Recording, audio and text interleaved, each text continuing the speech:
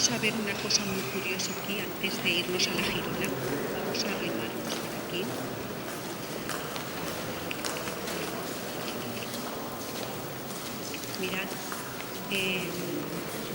Mirad la cúpula del altar mayor. Bueno, al fondo tenemos un retablo, que cuando demos el gótico estudiaremos lo que son los retablos. Eso es un retablo muy recargado porque es el estilo neoclásico que lo han mantenido ahí.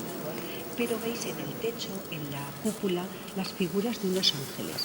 Eso antes no estaba ahí. Esos ángeles son renacentistas. Y llevando tareas de reconstrucción, de repente vieron que de un hueco del techo salían y entraban palomas.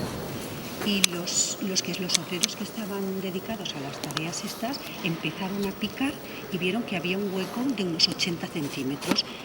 Metieron cámaras y ¿cuál fue la sorpresa? Que vieron esos dibujos de ángeles en la cúpula. Son ángeles renacentistas llevados a cabo por dos artistas italianos en el siglo XVI. Ángeles cantores, cada uno lleva un instrumento distinto, que si nos acercamos más se puede ver.